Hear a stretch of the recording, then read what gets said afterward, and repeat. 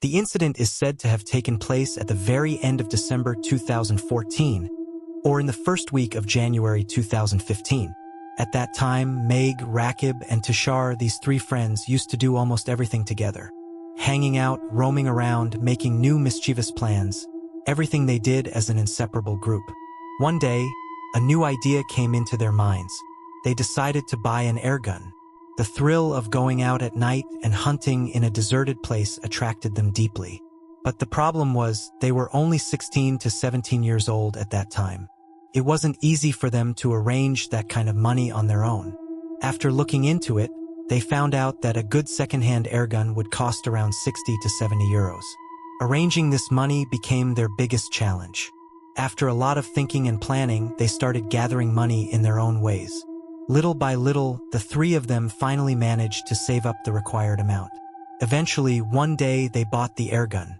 For the first few days, they tried going out at night in nearby areas to hunt. But they couldn't find anything as expected. Although they felt a bit disappointed, they didn't give up. Then one day, they came up with a new plan. Across the river that flowed beside their village, there was a deserted sandbank, covered with dense reeds and bushes. Very few people went there, and at night, the place became completely silent. They had heard that large birds often came there to rest. The three of them decided they would go to that place. That very night, they prepared themselves and set out. Meg had a powerful rechargeable torchlight in his hand, which had been sent by one of his relatives from Malaysia. The light was so strong that even distant objects could be seen clearly. A silent night, a dark path, and ahead of them an unknown, deserted land. After leaving their house, they walked some distance and had already prepared a small dinghy boat to cross the river. It was their own boat. Using it, they crossed the small river and reached the Char sandbank. The moonlight in the sky was fairly bright. There was some fog as well, though not too dense. Most things were still visible. The howling of foxes, the chirping of crickets, the deserted Char, the moonlight, and the light mist, all together created a very different kind of atmosphere. The three of them kept moving forward while chatting. At one point, they reached a place from where some herons could be seen. Among them, Meg targeted a large-sized heron. It must be said that his aim was quite good. When he fired, the bullet hit the heron. After being hit, the bird flew a short distance and then fell to the ground. Meg then told Rakib, "Rakib, go and bring the bird." Rakib then told Tushar, "Tushar, you go and bring it." Tushar told Rakib once, Rakib told Tushar again. After going back and forth like this for a while, eventually Tushar went to bring the bird. But after going there, Tushar didn't return. Something was wrong. Around 10 to 15 minutes had already passed, but there was no sign of him. Meg and Rakib became worried. Meg then told Rakib, "Go check if something happened to Tushar." Rakib went in that direction. But even after about 10 minutes, he also didn't return. Now Meg was sitting there alone with the airgun. After a while, Rakib's voice was heard. Meg, Meg, come here. Come this way. There are many big birds here." Meg replied, "Which way?" Rakib said, "This way, near the cremation ground." Meg immediately replied, "No, I won't go near the cremation ground. Tell me if you found Tushar.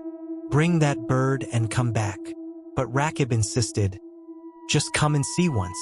You'll understand. Then decide." So Meg entered the reed field. He had been there before and knew the surroundings fairly well. It wasn't a new place for him. They were bold boys and they knew the surrounding areas very well. Where the cremation ground was, where the graveyard was, everything. As he moved through the tall reeds, Meg called out, "Which way are you? Where are you?" The reeds were very tall, so he couldn't see clearly. Rakib's voice came from one side. "Here, come this way." Following the sound, Meg moved forward. They were talking as he walked. Meg asked, "Did you find Tushar?" Rakib replied, "Maybe Tushar ran away. He probably went back home. You come this way." Meg kept moving toward the source of the voice. Suddenly, he tripped over something. Felt soft. When he looked down, he was shocked. He saw Rakib lying in the mud, completely covered, face up, making a faint groaning sound. But at the same time, from another direction, the voice was still calling. Meg! Meg! Come here! Imitating Rakib's voice. At that moment, Meg understood what was happening. Surely, some evil spirit was trying to lure him toward the cremation ground. He quickly tried to bring Rakib back to his senses. Rakib was not completely unconscious. Within a short time, he regained awareness. Meg asked him, "Where is Tashar? What happened to you?" Rakib replied, "Ask about Tashar later. Take me away from here quickly. Otherwise, both of us will die." Now Meg was in a dilemma. How could they leave Tashar alone in that deserted char at night? But Rakib was so terrified that he refused to go back to search for him. He kept saying, "Take me away quickly. I don't think I'll survive." So they hurried toward the place where they had left the dinghy boat. They found it, got into it, crossed the small river, and returned home. During this entire journey back, nothing unusual happened. On the way back, Rakib revealed a horrifying detail. When he had entered the reeds searching for Tashar, heading toward where the bird had fallen, he saw a large white fox tearing and eating the bird they had shot. As soon as Rakib approached, the fox looked at him with a terrifying gaze. Not just that, it left the bird and directly attacked him. They struggled, and the fox tried to drag Rakib toward the cremation ground. At one point, it failed and let him go, then ran away. But before leaving, Rakib said he had heard Meg's voice, as if he was talking to someone. That meant another evil spirit was imitating Rakib's voice to lure Meg in one direction, while the fox-like entity was trying to drag Rakib away. When Meg unknowingly came close enough to Rakib, the white fox suddenly released him and ran off somewhere else. By Allah's mercy, Rakib survived that night. He survived. Meg survived as well. Otherwise, both of them would have faced something terrible that night. They returned home. After coming back, they thought that maybe Tashar had gone home from the other side. But if he really had gone home, he would have needed to cross the river. Their dinghy boat was still on this side, so how could he have crossed? They decided that since something frightening had already happened, they would search for Tashar in the morning. The next morning, both of them went to Tashar's house. There, they found out that Tashar had not returned home that night. When his family learned what had happened, they scolded Rakib and Meg severely for their actions. They said, "You will never improve. Why did you go and do such things? Now we don't even know what has happened to Tashar. We have to find him." They all went to that area and started searching, the place where Tashar had disappeared. They searched thoroughly, but there was no trace of him. One day passed, then 2, then 3, still no sign of Tashar. A report was filed at the police station, but there was no information. After that, they began visiting religious scholars and traditional healers, people they believed might have some knowledge about such matters. But even they could not provide any information. No one could say anything. No clue about Tashar could be found. Only one person managed to say a small thing, that Tashar could not be found anywhere within the country. That was all he could say. Beyond that, nothing about Tashar's condition or whereabouts could be known. Meanwhile, Rakib and Meg were also under family pressure. Because of them, Tashar was missing. They realized that they should never do such things again. No more harming animals, no more stealing anything. Tashar's family was deeply worried. During winter, in many places of the country, religious gatherings, wasmafal, are held. It has become part of the culture. In their area, a respected religious scholar had come from Sylhet to deliver a speech. People said that he had good knowledge about paranormal matters. After the gathering ended, Tashar's family spoke with him. He said that since he had come only to deliver a speech, he could not provide such information immediately. There was a proper method for this. He instructed them to bring an item of Tashar's used clothing, something unwashed, and come to him in Sylhet. He gave them his address.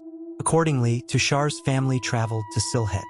When they handed over the clothing, the scholar began his work. It was believed that jinn could use the scent from such clothing to locate a person anywhere in the world. After some time, a very strange piece of information came. It was said that Tashar was not in the country. He was somewhere in Tehran, Iran, somewhere in a mountainous area. But he didn't even have a passport. How could he possibly reach Tehran? How was that even possible? They tried to get more detailed information, but nothing more could be known. They were only told that, for now, Tushar could not be rescued. They should return home. That was all the information they received. The Jinn were not willing to provide further details or continue working on the matter at that time. If anything could be done in the future, they would be informed. The scholar kept the family's phone number. Meanwhile, Rakib and Meg kept thinking about what had happened to Tushar. When the family returned to the village, they shared what they had learned, that Tushar was now in Tehran, Iran, in some remote place. He had been taken by supernatural beings. That was all. One can only imagine the condition of the family after losing their son. Even after that, they tried going to different places, seeking answers. But eventually, they felt that nothing more could be done. Still, they visited a few more people, including those earlier scholars who initially could not provide any information. Now, they all gave the same answer. And yet, no one could say what truly happened to Tushar. That's why it was said that he was in Iran. But no one else could find out anything more. In this situation, time kept passing like this, almost close to a year. Toward the end of 2015, during winter, suddenly one day, Tushar was found in the courtyard of his house in a very distressed condition. After he became a little normal, he was asked what had happened. Then Tushar shared some very strange information. He said that on that night, while he was searching for the egret, as he kept looking, suddenly he saw something inside the cash field. In one spot, there were 7 female figures. Their heights were not the same, some were short, some medium, some tall, like different ages. They were wearing very beautiful dresses and were playing with the egrets. The birds were also playing with them. When he saw this, he hid himself and observed them for a few minutes. Then, one of them noticed that a human was watching them. Immediately, they captured him and took him away to Iran. After going to Iran, he learned that these girls were 7 sisters. Their father was the leader of their tribe. They complained to their father that this boy had seen them. Seeing them was one thing, but he didn't run away. Instead, he kept hiding and watching them. That was considered a serious crime. Tushar said that these fairies come to Bangladesh during a specific time of the year, especially to Char areas. Because where they live in Iran, there are no such wetlands. They don't see birds like egrets there, so they come here once a year just to play, and then they leave again. According to that, they had come and were playing with the birds when he saw them. The leader became very angry. He said, "You had the courage to watch them, fine. But why didn't you run away? You must be severely punished." After that, Tushar was imprisoned there. He wasn't given food properly and was sometimes beaten with sticks. Meanwhile, the youngest of the 7 sisters, whose name was Elahi Era, developed feelings for Tushar. She was young, around 16 or 17, and she couldn't fully understand the situation. Seeing that he was being starved and beaten, she told her father not to torture him like that. After her request, although Tushar remained imprisoned, he began receiving proper food and the torture stopped. Elahi Era would sometimes visit the place where he was kept. She had access there, as did some others. Gradually, they started talking. Over time, a kind of love relationship developed between Elahi Era and Tushar. This created another problem. Elahi Era told her father that Tushar should be released. She wanted to marry him. Her father became furious. He said, "This is impossible. There is no such rule here. And you, being the leader's daughter, how can you say such a thing? If I allow this, how will I control others?" But the girl became stubborn. She insisted that she would marry Tushar. Then the leader's advisors said, "Why did you even bring this trouble here? You could have just punished him and sent him back. Now this has created a bigger problem. If you send him back now, your daughter might follow him. What will you do then?" At that point, the leader decided to sentence Tushar to death. When Elahi Era heard this, she caused a huge uproar. She said that if Tushar was killed, she would take her own life. Now the problem spread inside the family as well. At one point, the leader even decided that he would kill Tushar, and if his daughter tried to stop him, he would kill her too. But the other daughters and their mother objected. They said, "We cannot lose our daughter like this. The boy was brought here fine, but now a relationship has formed. We need to handle this carefully. Eventually, the leader explained things to his daughter and set a condition. Tushar would be sent back home. But the condition was, Elahi Era must never go near Tushar again. If she ever tried to meet him, Tushar would be killed immediately. This was the only way for Tushar to survive. In the end, Elahi Era agreed. She said she would never go near him, as long as he was not killed and was sent back home. According to this condition, after such a long time, Tushar was finally returned home. However, Tushar himself did not want to come back. He didn't want to leave that place. He didn't want to leave Elahi Era.